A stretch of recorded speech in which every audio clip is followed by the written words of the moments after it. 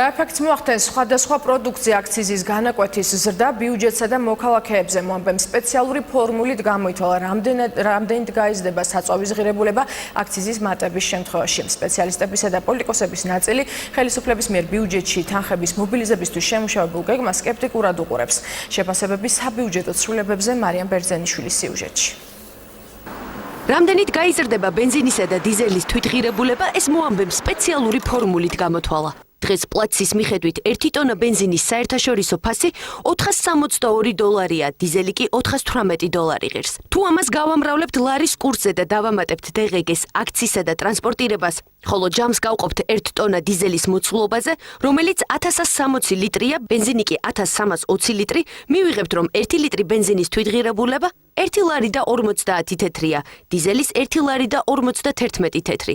არსებული აქციზის განაკვეთის პირობებში ორივე სახის საწვავის თვითღირებულება 1.29, 1.27 თეთრია. ამათ შორის სხვაობა კი 20-23 თეთრი, რაც ნიშნავს იმას, რომ დიზელი და ბენზინი სწორედ 20-23 თეთრით გაიზრდება და ბრენდირებულ ავტოგასამართ სადგურებში 1 ლარსა და 90 თეთრს მიაღწევს. სპეციალისტების ერთი ნაწილის აზრით, ნავთობპროდუქტებზე ფასების ზრდა ავტომატურად გამოიწვევს სხვადასხვა სამომხმარებლო პროდუქტებზე ფასების ზრდასაც. ხშირ შემთხვევაში სპეკულაციურად ხდება ხოლმე საწვავის ფასისგან მატებიდან გამომდინარე სხვადასხვა სეგმენტებში ფასების და მინდა გითხრათ, რომ რეალურად ძირითადად ეს მაინც უფრო არის, თქვა, უშუალოდ მომხმარებელზე არსებული წნეხი იქნება, ანუ მომხმარებელს გაეზრდება ამ შემთხვევაში გადასახადი, მას საკუთარი ბიუჯეტის, ოჯახის ბიუჯეტის შემოსავალი შეუმცირდება. ნავთობის აქციზის გაზრდა არ გახლავთ მხოლოდ რაღაც ტაქსის გაძვირება ან საკუთარ ავტომობილში საწვავის გაძვირება. ეს გახლავთ ყველა პროდუქციაზე, ეს თელს ეკონომიკაზე გაიშლება და საბოლოო ჯამში გაიზრდება ფასები. დაახლოებით 20-25 თეთრის მოიმატებს დიზელის და ვთქვათ ბენზინის რაფე ფასი. ეს რა თქმა უნდა გამოიწვევს კიდევ გაძვირებას, ეს 2x2-400-ია. სიგარეტზე ახლა აქციზს თუ რაღაც 60 თეთრით გაზდი, ეს ელემენტარულად დაემატება თითოეულ სიგარეტს. გარდა ნავთობ პროდუქტებზე აქციზის ზრდისა გადასახადი გაიზრდება თამბაქოზეც.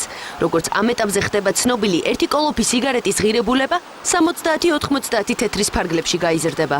პრემიერ-მინისტრის ამ ინიციატივას მიესალმება თამბაქოს კონტროლის ალიანსის თავმჯდომარე. ჩვენი მოსახლეობის განსაკუთრებით ღარიბი ნაწილის ნახევარი შემოსავლების იხარჯება თამბაქოს შეძენაში. ეს არის კატასტროფა. ანუ ღარიბი მოსახლეობა კიდევ უფრო მეტად ღარიბდება ზუსტად იმის გამო, რომ დამოკიდებულია თამბაქოს მოხმარებაზე. შესაბამისად, ეს არის კარგი მოტივატორი მათთვის, რაც შეიძლება მალე და დროულად თქვან უარი ამ საშინელებაზე. ეს არის როგორც ეკონომიკური თვალსაზრისით გამართლებული, ასევე ჯანმრთელობის თვალსაზრისით. სხვადასხვა პროდუქტზე აქციზის ზრდა მოსალოდნელი იყო ახალგაზრდა ფინანსისტისთვის. ანდრია გვიდიანის თქმით, გამომდინარე იქედან, რომ 2017 წლიდან ქვეყანაში ესტონური მოდელი ამოქმედდება, რაც ბიუჯეტში შემოსულობების მნიშვნელოვან კლებას გამოიწვევს. სწორედ აქციზის გადასახადის გაზრდა იქნება მთავარი ხაზინის დეფიციტის დამაბალანსებელი. ფინანსთა მინისტრის მოადგილე კი განმარტავს, რომ დაანონსებული ცვლილება მთავრობის 4-პუნქტიანი გეგმის ნაწილია. 2017 წლიდან ამოქმედდება ეგრეთ წოდებული ესტონური მოდელი, რაც ბიუჯეტში გამოიწვევს შემოსულობების დაკლებას და შესაბამისად ამის დაბალანსება უნდა მოხდეს აქციზის ფასის ზრდით. სხვა გადასახადებზე ზრდას, როგორც ისიც ჭირდება რეფერენდუმი და შესაბამისად სხვა გადასახადები ვერ გაიზრდება და ამ შემთხვევაში მთავრობას манипуლირების საშუალებად რჩება მხოლოდ აქციზის გადასახადის საკითხი. საწვავის ამოდენობით გაზრდა შესაძლებელია ეფექტი კონდეს დაახლოებით 0.7-0.8 პუნქტი ინფლაციის გაზრდის ნაწილში, რაც ვფიქრობ, რომ ეჭვქვეშ არ დააყენებს მიზნობრივ მაჩვენებელზე ჩვენი ინფლაციის ყოფნას. რამდენიმე დღის წინ საქართველოში ვიზიტით იმყოფებოდნენ სავალუტო ფონდის წარმომადგენლები, რომლებაც მთავრობას რეკომენდაციით მიმართეს ბიუჯეტის დეფიციტის შესამცირებლად გაეზარდათ გადასახადები ან მკვეთრად შეემცირებინათ ხარჯები. მთავრობის გადაწყვეტილება აქციზის გაზრდის შესახებ სწორედ ფონდის რეკომენდაციას უკავშირდება.